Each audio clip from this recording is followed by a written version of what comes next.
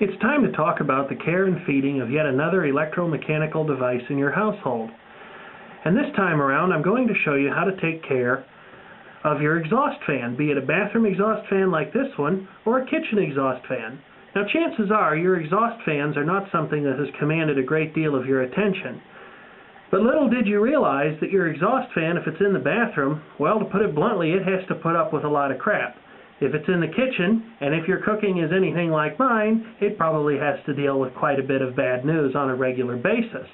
Now, an old exhaust fan like this, even though they usually have legends inside them that say oil every 6 months or so, these things can usually run for 20 or 30 years without so much as a second look or an occasional dusting. In fact, at my place of work, at a branch office, there were 2 exhaust fans in the bathroom that were installed in 1981, and they'd never had so much as anything done to them until the bearings in the motors finally started squealing. And so nearly 30 years later, 30 years after the building was built, I came there and looked at them. Let that be a warning to those of you who work in IT in a professional situation, because if you let people know that you know about anything, be it engines, computers, cars, anything, you'll become the expert in the building about it, and everybody will come to you when they have a problem with a busted extension cord or a blown out light bulb or something like that. Now, the first step in getting into any exhaust fan is one of safety. And when I say safety, of course I mean your own safety. And what I'm getting at here is that you need to make sure that the electricity is shut off to the exhaust fan. Now, if you have the virtue of having a properly wired home, simply turning off the switches at the exhaust fan and making sure that no one turns them on should be sufficient to keep you safe. But if you think you might have been the victim of a wiring wizard who's done something stupid like switching the neutral and leaving the hot going to the fan all the time, or something equally dumb, you probably want to venture down to your fuse box or circuit breaker and figure out which fuse is responsible for protecting the circuit where your exhaust fan operates. It's very important that you not take shortcuts, because safety in your life, you can't get that back if you somehow manage to lose it. So don't take any unnecessary chances. And if you're not comfortable with this, consider not doing it.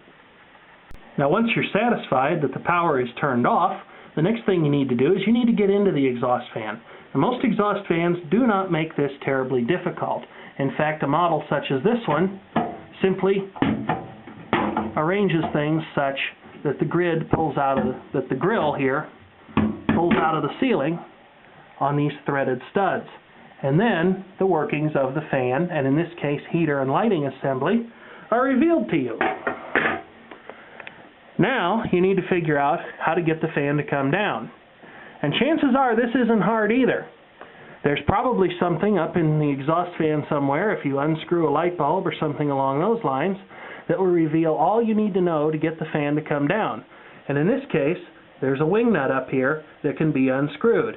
And when you unscrew that wing nut or remove any other supporting structure that holds your exhaust fan up in the ceiling, you need to make sure that it's not going to fall down and brain you on the head, because you won't enjoy that. Some other exhaust fans have different ways to get inside them. If the grill on yours does not seem to pull off, look for a knurled nut or some other artistically designed fastener and see if unscrewing that results in the grill being allowed to come down from your exhaust fan. Now, some of the newest and cheapest exhaust fans that are available actually work very similarly to this lamp, which you can see the internals of right here. You can see that the diffuser on this lamp is held in place by a formed wire spring on both sides. If your exhaust fan works like this, you need to lower approximately half of the grill and carefully release the spring wire from its guide. But do be careful, because it's under a fair amount of spring pressure and it can snap down and extract blood from your fingers or your hand. When you've managed to get your exhaust fan out of the ceiling at last, you'll have an assembly that looks something like this. Now, yours will obviously vary a bit because most exhaust fans are not quite this fancy. They don't have this nice nightlight feature and these dual lamps. However, all exhaust fans, or at least many of them, will have a tag on there that tells you what the maintenance schedule is. In this case, this Fasco fan says to oil every 6 months with SAE20 motor oil. You can also see that there is a fan motor on the back here, the fan blades, an unpluggable wiring harness that should be examined for any signs of cracking, discoloration, or burning, especially if yours is a heating-capable model such as this one is. Now this is quite a mess. I've been meaning to make this video for quite a while and just haven't gotten around to it. And so this poor fan is overdue for a good cleaning, especially in a dusty old house like this one. Cleaning one of these is pretty simple. You can use an air compressor, being careful not to blow anything away or drive dust deeper into the motor than it already is. You can use a household vacuum cleaner, or you can, with care and time to allow everything to dry out, use a gently moistened cloth. The other thing that you also ought to check is the balance and function of the fan blades. You should make sure that the blades are not loose and that they don't have a lot of run out or tendency to wobble side to side as though they're out of balance.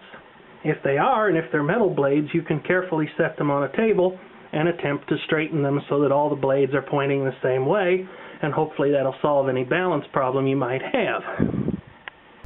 And of course, while you're at it, you should definitely also clean the grill, because the grill has dust and grime on it that no doubt the fan has sucked up. Cleaning the grill can be accomplished with gently running water or a moistened rag of some kind. There's nothing really special about it, just don't use a cleaner that's far too aggressive and will destroy the surface of the cover. If you're one of the unlucky members of the population who has one of these unfortunate new and cheap exhaust fans, usually made by Brown and sold under a number of different names, including Newtone, you can still clean the fan, because they tell you right here to remove the motor plate, push here, and then press out, and then this lifts out, and as you can see, it's also designed to be unplugged. But what you can't do with these, at least in theory, is you can't lubricate them, which is very unfortunate, because about 6 months of use down the road, these little cheap permanently lubricated motors, they start to sound like they're threshing oats or mixing concrete or doing any number of things other than being an exhaust fan, such as maybe trying out for cheap garbage disposal impersonations or something. Fortunately, you can oftentimes take these little motors apart and carefully re-oil the rear bearing, and you can also typically dismount the motor assembly, remove it from this frame, maybe pop the little fan off, and drizzle some kind of penetrating oil into the front bearing, which will expand the lifetime of these cheap little exhaust fans quite greatly. And Brown is aware of this, because they actually sell, or they sold, I don't know, it's been a while since I've been to their website, but they actually had a kit where you could install a new motor plate in your exhaust fan. I don't know what it cost, but I'll bet it was a price to make them money, and you won't have to do that if you don't let this little motor get too dry of a bearing. You can intervene and save it, and possibly extend its lifetime quite dramatically. Now it's time for the fun part, blowing the dust off of this thing. Now obviously you can't have this kind of fun if you don't have an air compressor and you're only using a vacuum cleaner, but if you can beg, steal, or borrow an air compressor and a blowgun, you'll have everything you need. Unfortunately, the key keepers put my blowgun somewhere, and I'm just insufficiently motivated to look for it. But I don't think I'll need it, because this fitting on the end of this compressor hose here is leaking air quite badly. Ta-da!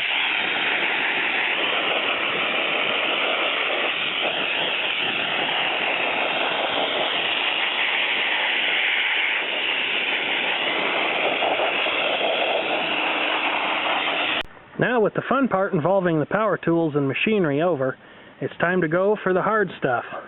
The grime that's caked on and won't come off, you'll have to go after it by hand. If you look carefully at these blades as I send them by, these two have been cleaned. This one still has a lot of grime caked up on it.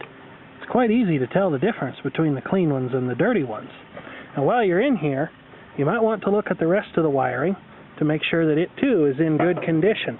Now we've never used the heating on this. In fact, this one is not even wired to heat at the point of the wall switch. But the heating wiring in one of these, if yours is so equipped, is typically between 1300 and 1500 watts, which is a pretty fair amount of juice to be throwing down these wires, especially in a ceiling that's probably made of at least semi-flammable materials. So you want to look for any trouble spots in these too, any burning, any loose connections, any sign of trouble. Maybe inspect this little thermal interrupter over here, just to make sure that you're not going to find one day that you have a fire in your ceiling, or that you're popping fuses or blowing circuit breakers for no apparent reason. Now in this case, all I found wrong is just this old rotten tape. After so many years, it's finally lost its stickiness. and holds this bundle of wires up out of the way to keep them from getting in the fan and getting nicked or sliced. So I'll go ahead and replace that before I put this thing together. But if your fan has some age and mileage on it, you should also inspect the wiring and make sure that the insulation's not cracked.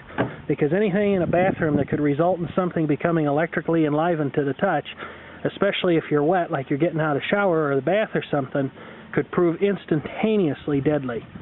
So you want to make sure that you're doing everything you can to stave off those kind of things and keep them from happening if at all possible.